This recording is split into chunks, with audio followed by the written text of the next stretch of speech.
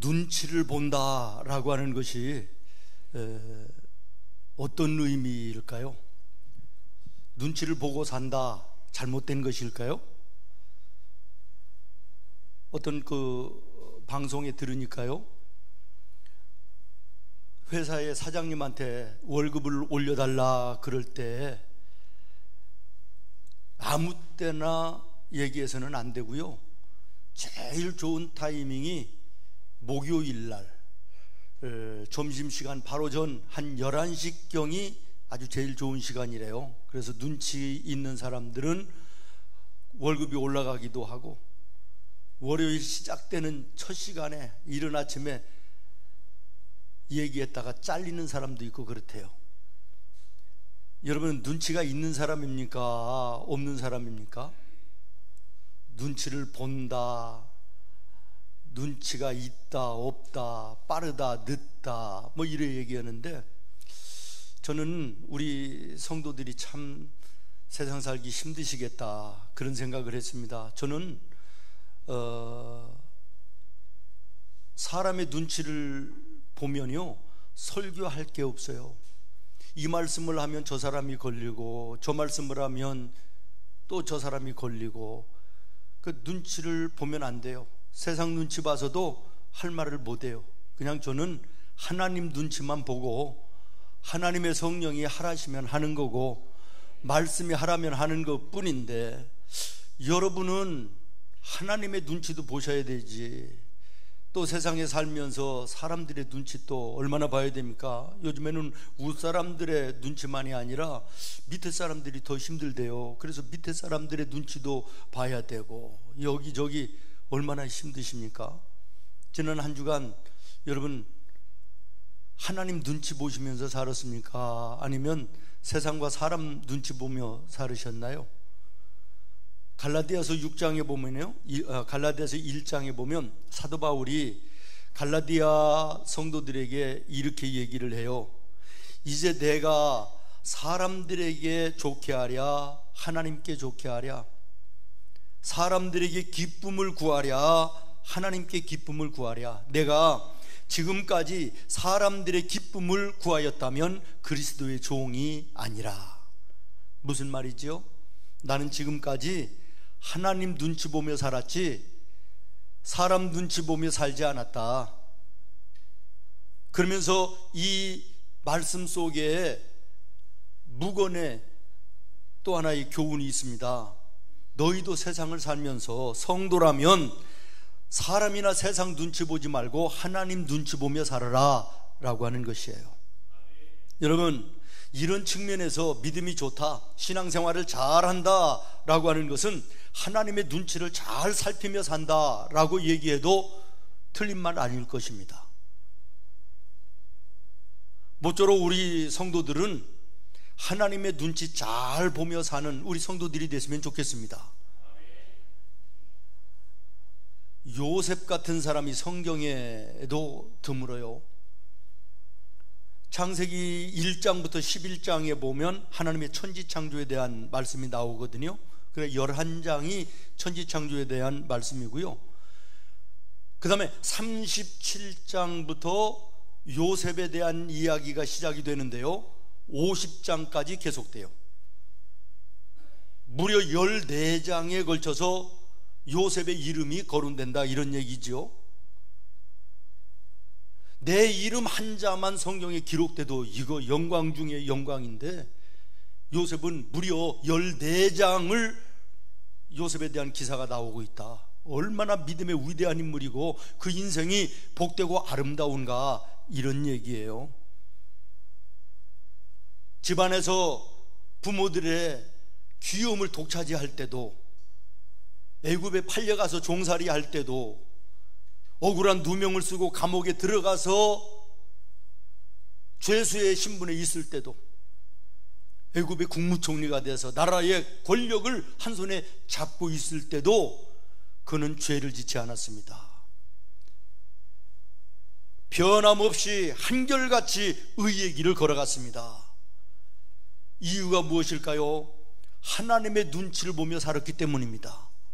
사랑하는 여러분, 우리가 하나님의 눈치를 보며 살아가면 세상에 의로운 하나님의 성도로서의 삶을 제대로 살 수 있는데, 하나님 눈치 안 보고 세상 눈치 보고 사람 눈치만 보고 따라가니까 죄 짓는 자리에 앉고 서고 성도의 이름에 더럽히는 그러한 삶을 사는 거 아니겠습니까?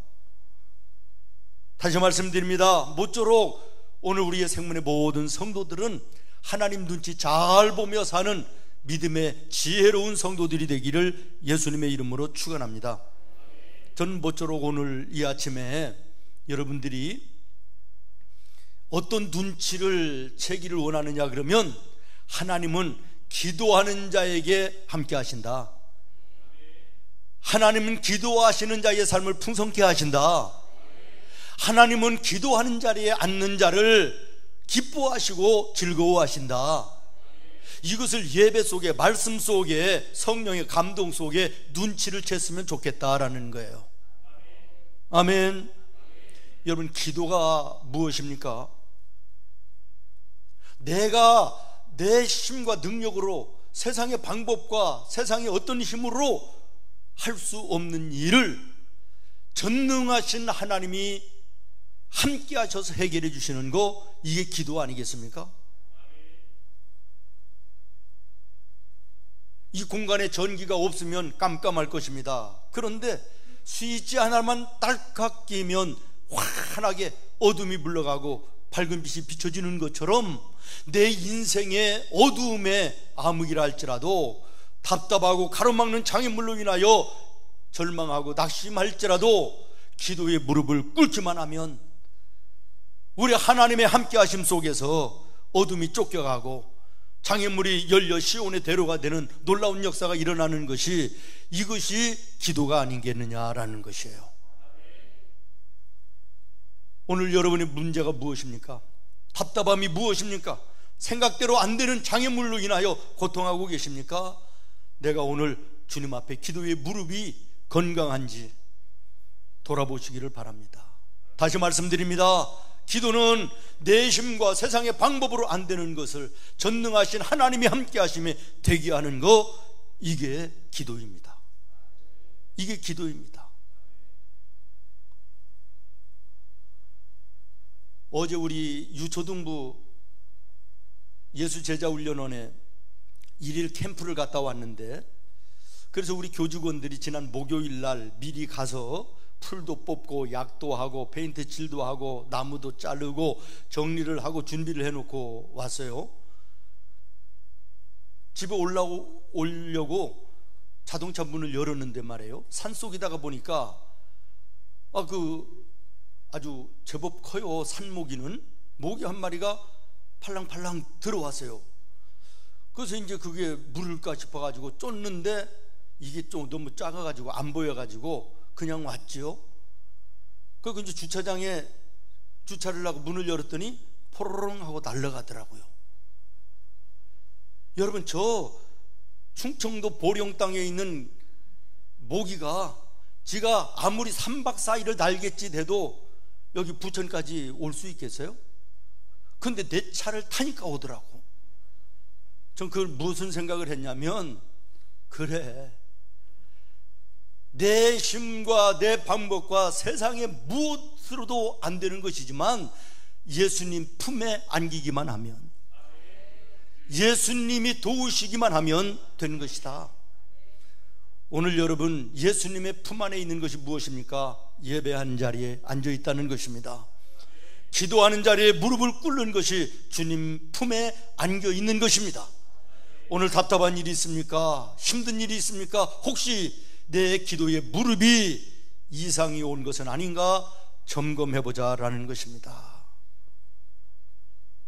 오늘 본문 시편 5편은 대표적인 새벽 기도에 대한 말씀입니다. 3절 말씀을 우리 같이 한번 다시 읽어볼까요? 3절 시작. 여호와여, 아침에 주께서 나의 소리를 들으시리니 아침에 내가 주께 기도하고 바라리이다. 아멘. 이 3절 한 절 속에 아침이라는 단어가 2번 나옵니다. 히브리어로 이 아침이라는 단어가 보케르라는 단어인데요, 동이 트기 전의 시각을 보케르라고 말합니다.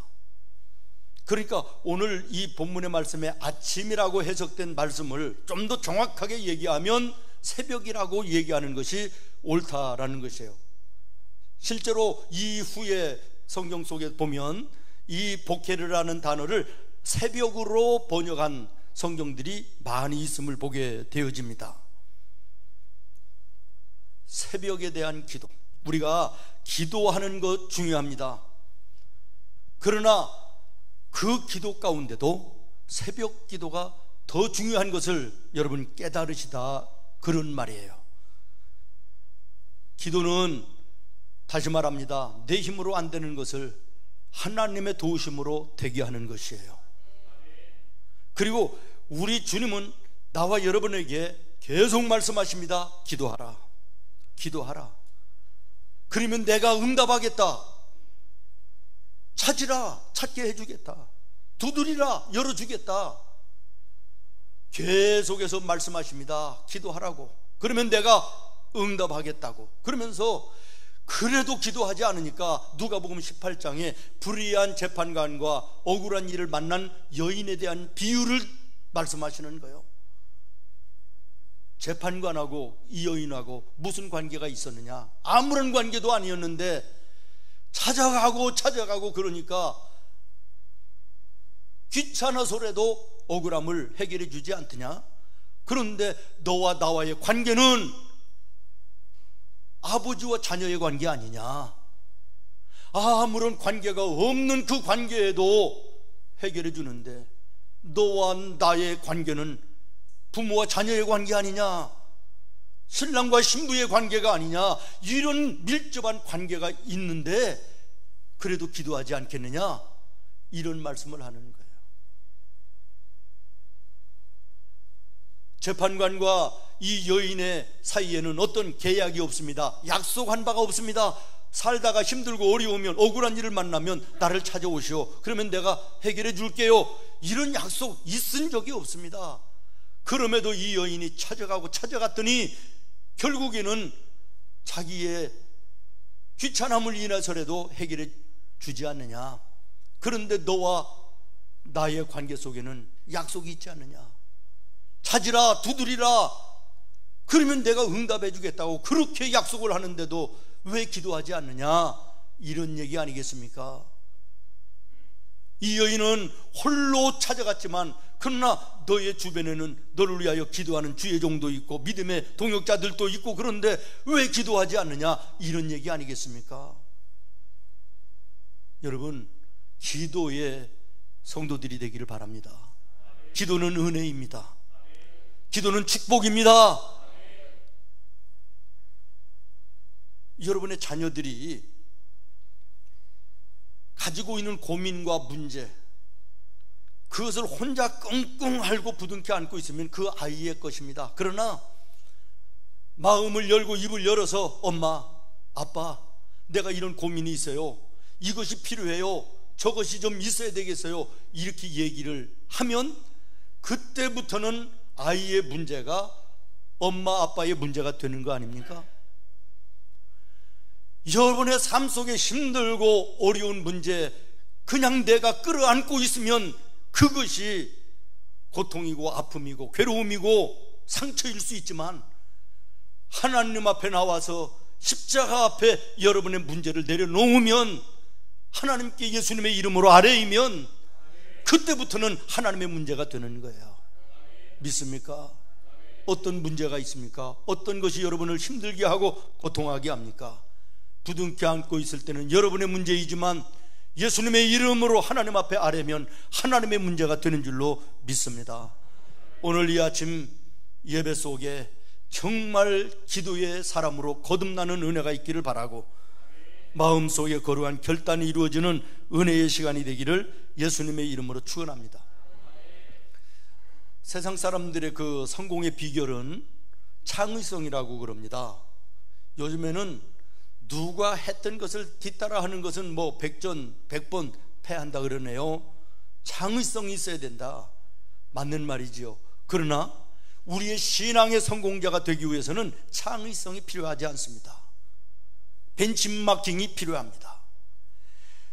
나보다 믿음으로 위대한 인물로 성경에 기록되어 있는 믿음의 위대한 인물들을 내 삶의, 내 신앙의 롤모델로 정하고 그분들의 삶을 흉내내고 따라가려고 애쓰고 힘쓰는 것이 이게 신앙생활의 성공의 비결임을 기억하시기를 바랍니다. 그런데요, 성경에 나오는 공통적인 우리가 신앙의 모델로 정해야 될 분들이 공통점이 뭐냐? 기도하는 자들이었다. 기도하는 자들이었다. 그것도 새벽에 일어나 하나님 앞에 무릎 꿇는 자들이었음을 주목하시기를 바랍니다. 새벽 예배는 뭐 우리 대한민국에만 있는 것이라고 착각하는 분들이 계신데 그렇지 않습니다. 구약 성경을 읽어보십시오. 이스라엘 백성들이 날마다 하나님 앞에 제사를 드리는데 소제라는 것이 있습니다. 곡식을 볶아가지고 살라서 그 향을 드리는 이것을 소제라 그러는데, 저녁 때에 소제도 드렸지만 대부분 소제가 새벽에 드렸다는 사실, 다시 말하면 오늘로 얘기하면 새벽 예배였다는 사실을 기억하고 주목하시기를 바랍니다. 시편 90편에 보면요, 모세가 여호와 하나님께 신앙을 고백하며 찬양하는 내용이 나와요. 120년의 인생을 하나님 앞에 살면서 날마다 기뻐하며 감사하며 찬송하며 살 수 있었던 이유가 새벽에 하나님이 나를 도와주셨음입니다. 새벽마다 하나님께 기도했고 새벽마다 도우시는 은혜로 모세가 승리했다고 고백하고 있는 것이에요. 예레미야 선지자가 이렇게 얘기합니다. 주의 자비와 긍휼하심이 무궁하심으로 우리가 진멸되지 아니함이니이다. 이것이 아침마다 새로우니, 언제마다? 새벽마다 새로우니 주의 진실하심이, 주의 성실하심이 크시도소이다.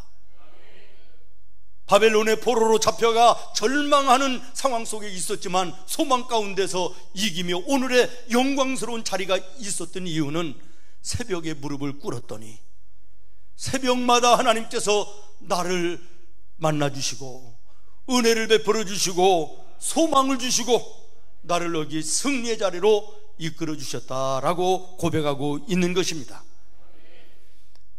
시편 46편에 보면 세상이 땅이 흔들리는 것 같이 무서운 세상이고 바다에 파도가 치는 것처럼 흉흉한 이 세상이었지만, 그러나 새벽마다 하나님이 나를 도와주셨음에 내가 오늘 승리할 수 있었음을 찬송하며 고백하는 것을 보게 되는 것입니다.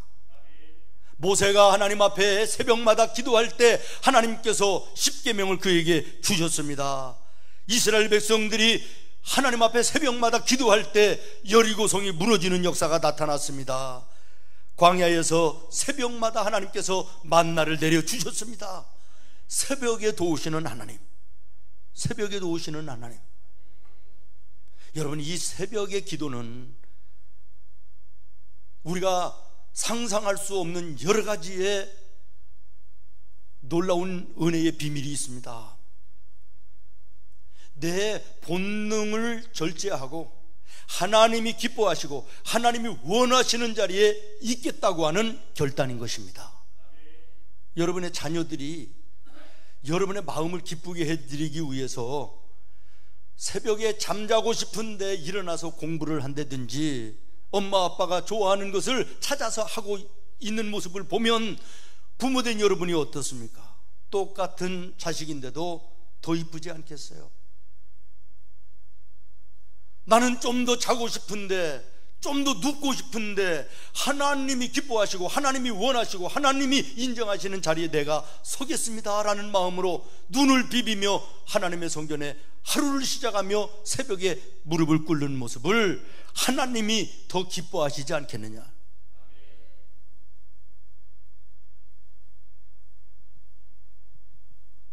저 자신부터도요, 죄송합니다, 많은 성도들이 계시지만 새벽 예배의 성도들을 정말 귀하다라는 마음을 갖습니다. 새벽 예배는 많이 안 나오시니까, 많이 나와야 3, 40명이에요.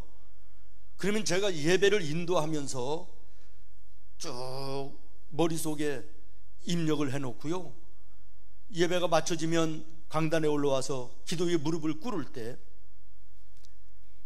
바둑을 끝나고 나면 복귀하는 것처럼 앉은 자리의 성도들의 그 모습과 이름을 기억하며 그 가정의 기도의 제목을 생각하며 한 명 한 명 기도한 다음에 전체적인 기도를 시작을 하는 것이 저 새벽 예배의 패턴입니다. 하나님은 물론이시거니와 주의 종의 눈에도 새벽에 일어나 하나님 앞에 무릎을 꿇는 자가 더 마음속으로 다가오는 것은 사실입니다. 여러분, 새벽 예배가 또 무엇입니까? 하나님을 인정하는 것입니다. 내가 하나님을 믿습니다. 나는 하나님이 필요합니다. 하나님이 도와주셔야 됩니다. 그래야 오늘 하루 승리할 수 있습니다 라고 하는 사랑의 고백이며 신앙의 고백 아니겠습니까? 새벽에 일어나 하나님 앞에 무릎을 꿇는다, 이건 간단한 의미를 넘어서는 굉장한 의미가 이 새벽 무릎 속에 있음을 기억하시기를 바랍니다. 여러분, 눈치채기를 원해요. 기도하는 자리에 있어야 되겠다. 눈치채시기를 바랍니다. 기도하는 자리에 가운데서도 새벽에 기도하는 자리에 있어야 되겠다. 눈치채셨으면 좋겠어요. 또 하나, 작정하며 기도하는 거 하나님이 기뻐하십니다. 코로나로 인해서 이제 작정 기도가 이렇게 옛날 얘기처럼 돼버렸는데, 그러다가 보니까 우리 성도들의 가정마다 시간과 날짜를 정하고 며칠을 정해서 작정 기도를 드리는 가정들이 날마다 더하여져 가는 모습을 보면서 너무 은혜이고 감사입니다. 마음을 먹어 주님 앞에 작정하며 기도에 무릎을 꿇으면 놀라운 일이 벌어진다는 사실을 성경이 말씀합니다. 다니엘이 20일을 작정하고 하나님 앞에 무릎을 꿇었더니 하늘나라에서 천사들이 동원되기 시작했다. 성경이 말합니다. 우리가 잘 아는 종교개혁자 루터의 아주 귀한 어록 3개가 있습니다. 하나, 첫 번째는 내가 매일 새벽 기도를 않는다면 그날의 승리는 마귀에게 돌아간다. 두 번째, 나는 하루에 2시간씩 기도를 했었는데 요즘에는 너무 일이 많아서 3시간씩 기도한다. 세 번째, 기도에 무릎을 꿇으면 하나님은 천사를 소집하는 종을 치신다. 여러분, 언제 아멘을 하려고 그러십니까? 이거 보통 사람, 믿음의 사람의 입에서 나오는 이야기가 아니에요. 다시 한번 들으십시오. 내가 매일 새벽 기도를 않는다면 그날의 승리는 누구에게 돌아간다? 마귀에게 돌아간다. 두 번째, 나는 하루에 2시간씩 기도하며 살았다. 그런데 요즘에는 너무 일이 많아서 몇 시간씩 기도한다? 보통 말이 아닙니다. 그 다음에 세 번째, 기도에 무릎을 꿇으면 하나님은 천사들을 소집하는 뭘 치신다? 종을 치신다. 모세가 40일을 작정하고 기도할 때 하나님이 그에게 십계명을 주신 줄로 믿습니다. 다니엘이 20일을 기도하고 작정하며 무릎을 꿇을 때 전쟁에서 승리하게 하신 줄로 믿습니다. 에스더가 작정하며 기도할 때 억울한 2명을 쓰었던 것을 풀어주시고 원수들의 목전에서 상을 베푸시는 놀라운 은혜를 베풀어 주셨습니다.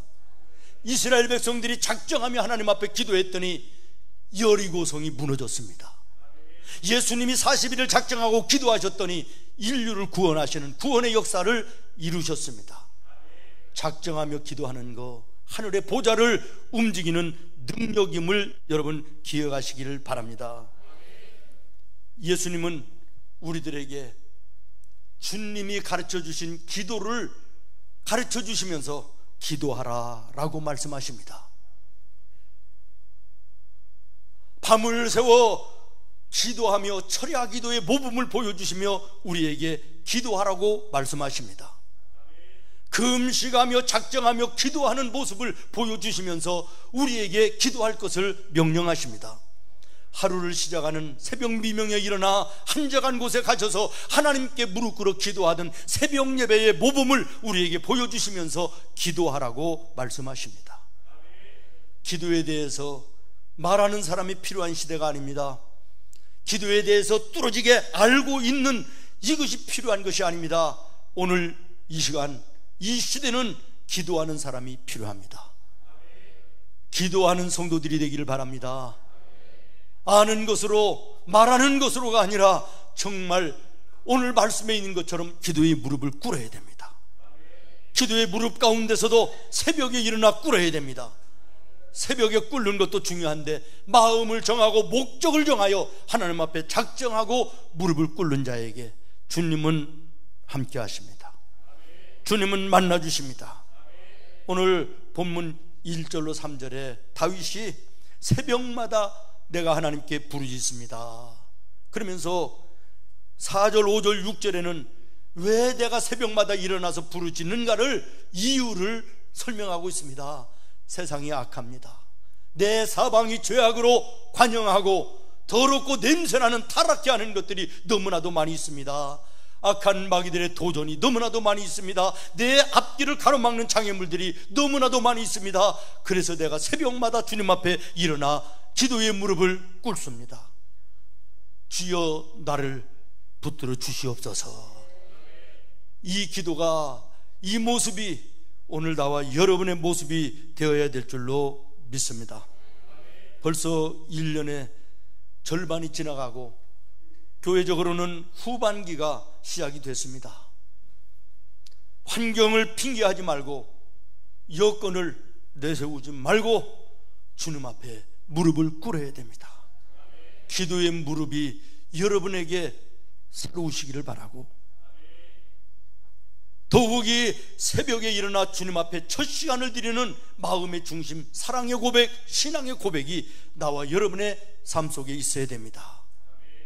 막연한 기도가 아니라 뜻을 정하고 목적을 가지고 하나님께 작정하며 무릎을 꿇는 모습이 여러분의 신앙 속에 있기를 바랍니다. 놀라운 함께하심에, 놀라운 하나님의 함께하심이 여러분의 삶을 풍요롭게 할 것입니다. 기도하겠습니다. 하나님,